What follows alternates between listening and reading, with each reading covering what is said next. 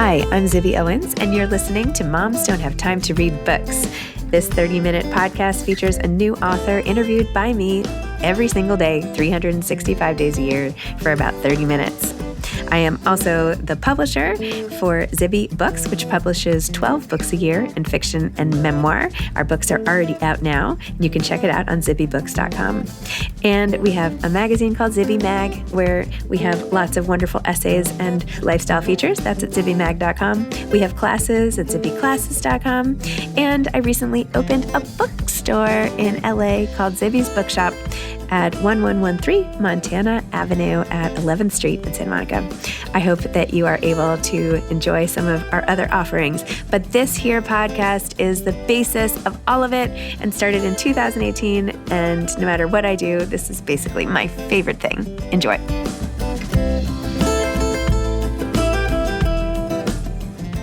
Wendy Walker is the author of American Girl, a novel. She is back on the podcast to talk about her latest book. Wendy is also the author of psychological suspense novel, What Remains. Her novels have been translated into 23 foreign languages, topped bestseller lists both nationally and abroad, and have been optioned for television and film. Wendy holds degrees from Brown University and Georgetown Law School. She is a former family law attorney with training in child advocacy and has worked in finance and several areas of the law. Welcome, Wendy. Thank you so much for coming back on Moms Don't Have Time to Read Books to discuss your latest, American Girl. Congratulations. Thank you. Did the American Girl Doll Company have any issue with the title? No. And, American Girl was after my years as a young girl. So the inspiration for the book was really a moment I had listening to the Tom Petty song, American Girl. So that is where the title came from. And then when I started using the hashtag on social media, I realized that it was all American Girl, like dolls. So yeah. That's okay. Nothing with the dolls, unfortunately. I mean, honestly, the moms of the girls buying the dolls who are on social, it's a good audience for them. So it ends up working out perfectly. Yeah, and I only have sons, so I really have no experience with American Girls at all. But I have way too much experience with American Girl dolls, stores, restaurants. Anyway, I'll leave it at that. So, but your novel, which has nothing to do at all with dolls, but does have to do with a girl, not such a young girl, but we do go back to, when she starts, I think she was 4 when her mom ran away from her grandparents, or I'm not sure how old she was, but we do get to follow her through her life through college, which is wonderful. And well, why don't you take it away? Why don't you tell listeners what the book is about? So the book is about a 17-year-old autistic girl named Charlie Hudson, and she lives in a small town in rural Pennsylvania.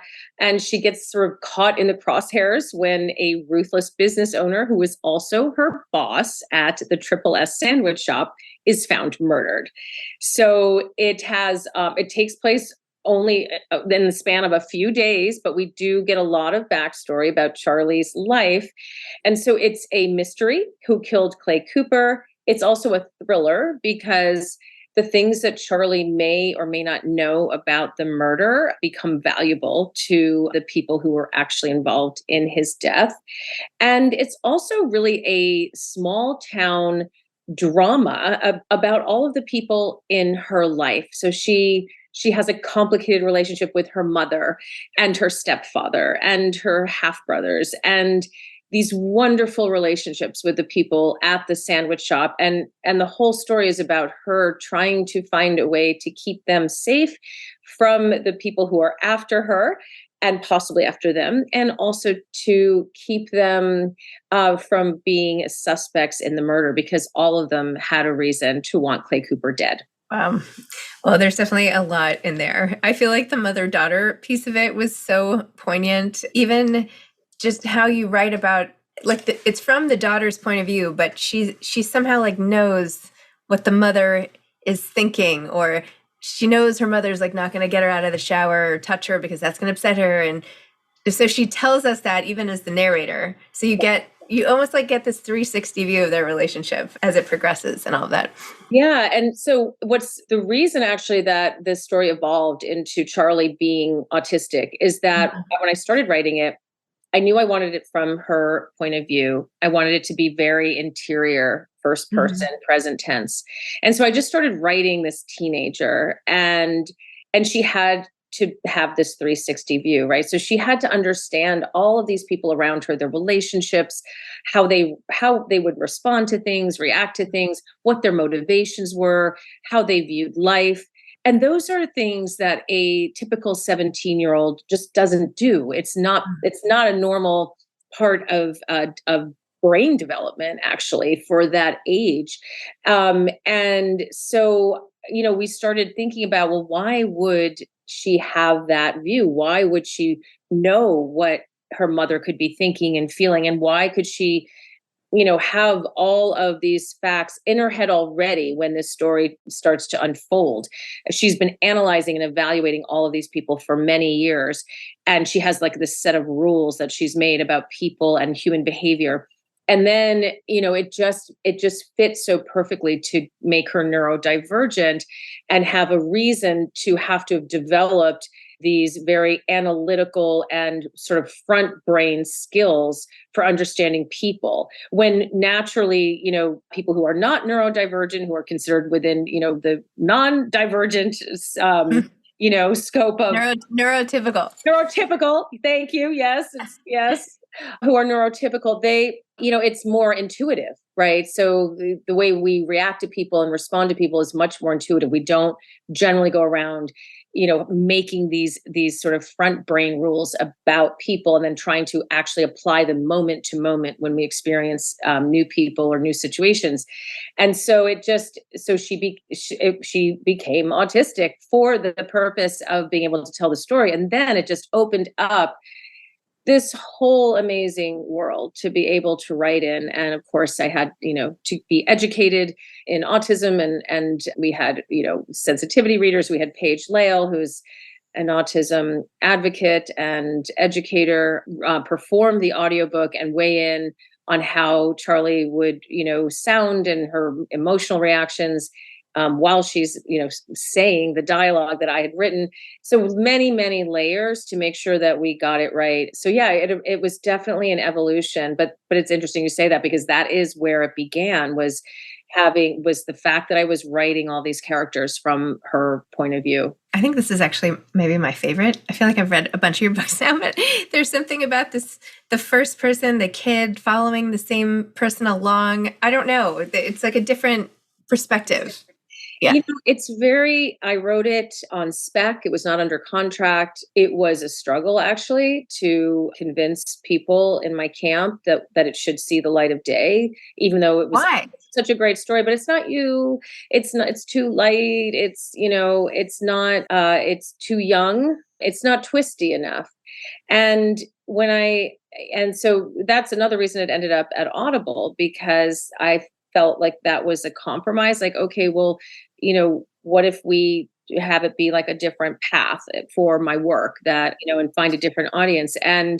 But then it turned out to be such a gift that it went to Audible, because it completely transformed the story and we leaned into the autism. But yeah, when I went back and read the first past pages when it went to print, so that was a couple years later, just this past year, and I was reading it again for the first time in, probably 4 years. And I had the same feeling. I was like, oh, wow, like I can write in this other sort of, way, and it's still me, and it's still very much my voice and my writing style. But it is different. It's the first and only book I've written that started with a character and a feeling, and just a visceral feeling about life and the trajectory of being a woman from that age to, throughout life. And I wanted to get all of that in a story. And so I built the story to give life to all of those things. So it was a different process, and so a slightly different book. But I added the twists and turns, so I think my readers are happy. Wow. Have you read Happiness Falls by Angie Kim? I'm halfway through it. Yeah, it's amazing. And yeah, and I loved hearing her speak. And we were actually on a panel together at the Boston Book Festival. And The way she describes it is she had this character as well, and she built what she calls like a container, which is the mystery of the father missing. So to sort of keep a plot, to give it structure, but really it's a container and a structure to give life to this wonderful character and all of the issues that she wanted to explore in that book. And American Girl was very much the same way. So interesting. Well, I think it's really neat to get inside the head of someone who doesn't think exactly the same way and to see how they categorize the world. And you can look the same, right? Like you wouldn't know we were all sitting on a bench or something. Yeah, right. But the way that to experience life so completely differently is really mind-blowing when you get into a page-by-page account of especially the rules and having to put everything in to a system and predictability and how one thing can throw you off. I mean, things throw me off all the time, but it's not like, but to even have the illusion that life is predictable is a fallacy, so. Yeah, and it was really, this moment I was dancing to American Girl at a restaurant bar in rural Pennsylvania, and just having this, it sort of brought me back in time to when I was 17 in a very, how songs can do that, and not all the time, but if you're in an environment where you're dancing or you're just not, driving or doing something else, but really able to go where those feelings are taking you. And I just I remembered what it felt like to be 17 and in high school and be on the brink of everything in my life happening. And then now to be where I'm at and having had some dreams come true, so many dreams not come true, an understanding of life that evolved and the nuances of life and the ironies and just the richness of life, bittersweetness of life. And it was so overwhelming. I don't even have a word for it. I was overwhelmed with just the experience of being a human being and being a woman. And in the bar, the restaurant, there was a cluster of younger women. I think they were probably teenagers, and the girls were all dressed up, their hair, their makeup, the midriff shirts, and they were clustered together. And then there were all these cute boys in the corner playing darts, and they were sort of eyeing each other, and you could just feel the energy and you could feel the excitement they all had about being out on a Saturday night. And then in the bar area where the band was playing and playing a lot of cover bands, older music, probably did not interest those younger people at all, were a pretty big, like 2 or 3 tables of moms. I think moms, but women my age who were out together alone, no men. And they were just chilling, they were just in their jeans and t-shirts and like just happy to be out with each other for the night and listening to the music. And I just seeing like, wow, like those girls over there are going to be those women in 25 years, and the things that they're going to experience. Oh my gosh, so many things. And yet you can't like go back. You can't reach those 17-year-olds and infuse them with your knowledge. They have to live it and experience it, and it will probably be different for them. So that was the kinds of issues that I wanted to explore. And every woman in American Girl was sort of designed to represent a different trajectory. So we have our narrator, Charlie, and she is autistic and she wants to get out of Sawyer. She, is trying to do her best to listen to her mother's advice and go to college and not get caught up in love and marriage and babies and get stuck in this town where there's, it's a dead end street economically. And then her mother, who did get trapped there by getting pregnant at 16 and abandoned by the father and feeling so stuck, and now trying to like rip out of her daughter the instincts and the urges to be in love and maybe take those risks because of how her life turned out. And then, in the sandwich shop, every woman in the sandwich shop, from Charlie's best friend Keller, who's madly in love with this beautiful boy from across the road, and Nora, who's a professional and a loner and takes pride in her work, and Janice, who has her 4 children and her marriage, and she's just kind of a bundle of nervous energy all the time, just trying to make ends meet. All of those women sort of represent different paths in that women's lives take. Wow. A minute ago, you talked about all your different dreams, and I feel like at this age, I'm many of my friends and I are wrestling sort of with the same thing, right? Like, oh, we've ended up, here's where we are. What dreams of yours do you feel like you have not achieved? Wow. So, yeah, I mean, when I actually worked in a sandwich shop, so a lot of the descriptions of the sandwich shop were from my experiences. And by the time I was in high school working in a sandwich shop, I had already lost my childhood dream of being a competitive Olympic figure skater. And I pursued that for many years. I trained out in Colorado for 3 years alone, like in a dormitory. So it was a big dream. And I worked, it was something that I pursued and that my parents supported for many years. And when I gave up at 16, sort of realizing that I wasn't going to make it and having to come to that decision on my own, my parents really didn't want me to quit, but I just knew I could see the writing on the wall and I was trying to make the best decision for me. It was really hard and really painful. And I remember that experience very well. But, then I found new dreams and I can like trace all the different parts of my life, but I never stop dreaming. I mean, I have dreams for my kids, but they're really just for them to be happy.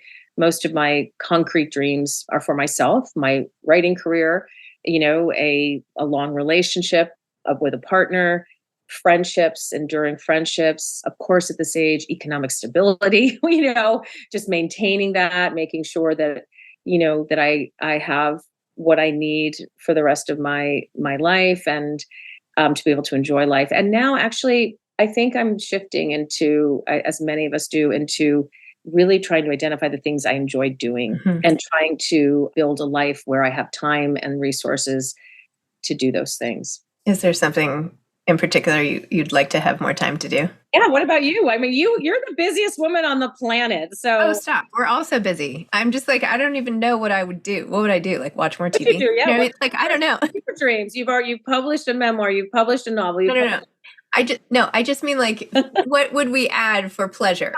Oh my gosh. Do you have any? I feel like I don't.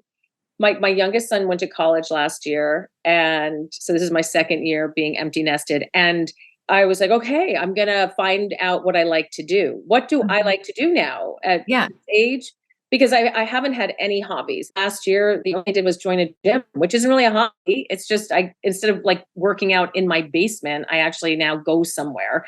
And that's just not, that's not good. So I will say like I went to Iceland Noir last year and I'm going back in a few weeks. And that experience made me realize that I do actually love to travel, even alone or with a friend or with my kids, but to travel in a different way than when my kids were younger, where it was about, okay, we're going to go to Paris because my kids need to go to Paris and I want them to really see the world and see these, the Eiffel Tower and all, and, experience, local restaurants and all of that. And with an agenda, like a real agenda for my kids.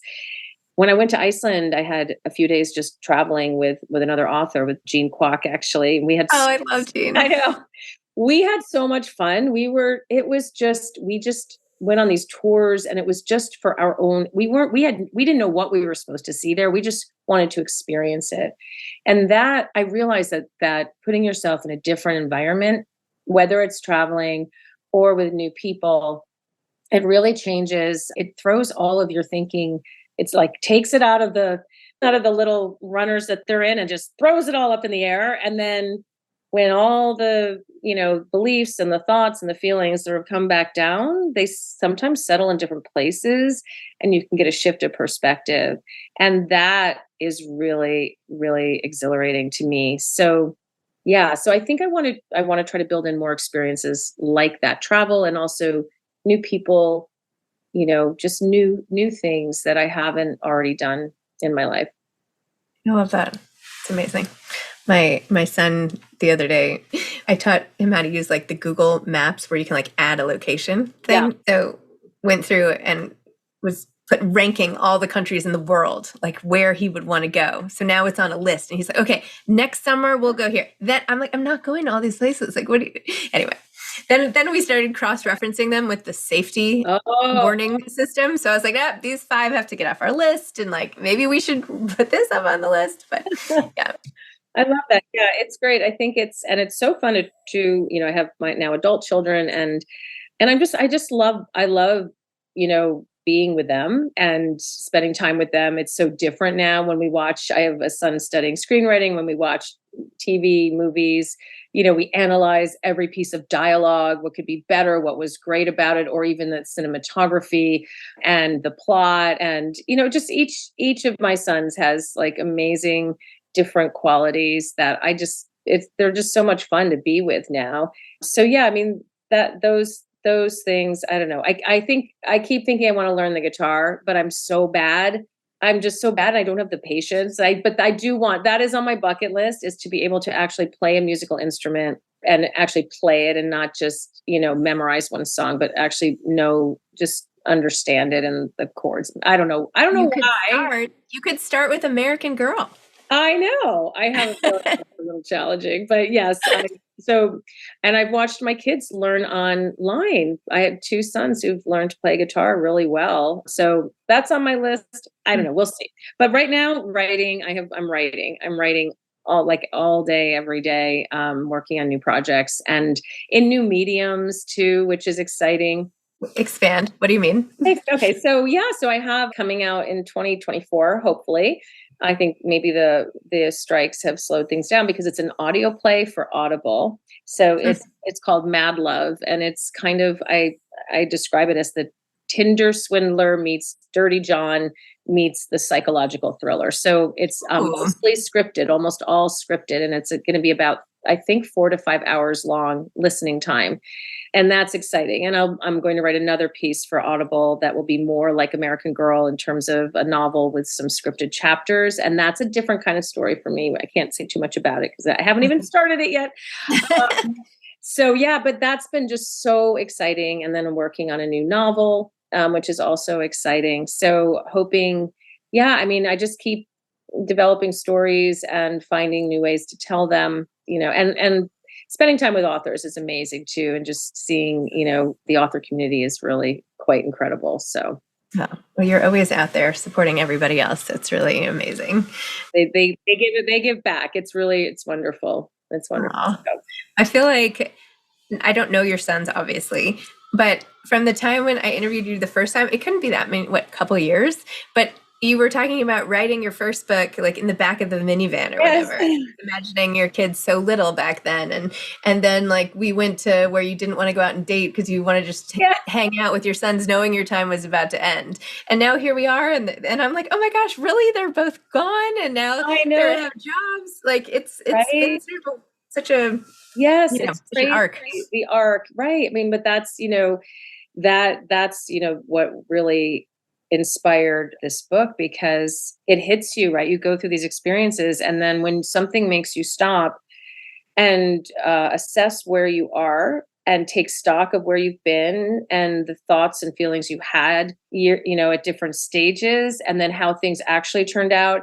And there's like this desire to just like stop somebody stop the world, like stop time, because I gotta get my stuff together. Like I gotta think this through and figure out how things ended up here, which isn't bad, but different. And is this what I intended? And if not, like what can I do now to, differently, to plan better or just make better choices and then you realize there isn't, that each stage you've made the best choices you could, you've done the best that you could at the time. And it's just this it's really overwhelming in the sense that we're just going to keep moving forward. And in a few years, maybe, we'll speak again and someone will be getting married, or I don't even know. Right. Oh, yeah. That's really good advice, especially for, because you can be so stressed when kids are home, and I don't know, having the perspective is so good. Okay. Now that we've gotten sort of parenting advice, what writing advice can you share with aspiring authors? Oh my gosh. There's so much. There's business advice, which I, would save for another conversation. I think it's really important to be smart about the business, really important to connect with authors. I mean, just my book tour in June for What Remains, which was the book that came out before American Girl, and now just, recently with American Girl, and visiting your lovely bookshop in Santa Monica, and with, Caroline Kepnes and Janelle Brown. And I'm just, spending time with other authors because they have so much advice, writing advice, but also business advice. And I can't stress that strongly enough. And the way that, especially in the thriller community, suspense community, the support is incredible. And then from there, because I'm not a trained writer, I think the most important thing is to always be building your skill set, your toolbox. And so, when you read as much as you can in your genre. And I try to pay attention to what I like. Where am I stopping and getting a little bored or a little, just disinterested? And why? What is it about the story, or is it about the way the story is told that has made me sort of stop and pause and not keep turning pages? Or what is it that is making me read every single word? What is it that is making me not want to leave this book, even if it's painful, even if it's uncomfortable, right? So what is keeping me glued to this page and want to turn the pages? And it will be different for every person. I have really good author friends, and I'll send a book or, like the manuscript. Oh, I just blurbed this book. You have to read it. And they're like, I don't know. When does it get good? They'll get a text like, when does this get good? I'm like, what are you talking about? And then the same thing will happen. So everyone is different. And I think the best thing is to really pay attention to what you want to be writing, and how to write how to then write the best way that you can for what you want to be writing, what you're interested in writing. I love that. Amazing. Wendy, thank you so much. Thanks for coming back. I don't know. I just love your whole successful career, watching the whole thing unfold. It's really awesome. And I really, really enjoyed American Girl. And I particularly loved the notion that there are no rules for love. Yes, that's the best quote she has. There are no rules when it comes to love. Yep. Yeah. And that's exactly right. Yeah. It's the one thing that you can't predict or build anything around, make predictions about. It comes in and it just takes us over. And that's really what is at the core. And actually, the last chapter of this book is my most favorite chapter I've ever written. So it's really good. And that rule is what is right at the end. So thank you so much. It's like a goosebump, like you get the chills kind of chapter, especially with the last one. Yeah, it's got a lot of, it brings everything. Perfectly. Yeah, it was really good. Thank you. Thank you so much. Okay. Have a great day, Wendy. Bye. Okay. Bye. Thanks for listening to this episode of Moms Don't Have Time to Read Books. Don't forget to follow me on Instagram at Zibby Owens and at Moms Don't Have Time to Read Books. Also sign up for my newsletter at zibbyowens.com and sign up for my virtual book club and meet lots of authors on Zoom every other week. Thanks so much to Steve and Ryan at Texture Sound for the sound editing. And thank you to Morning Moon Productions for providing this fantastic intro and outro music.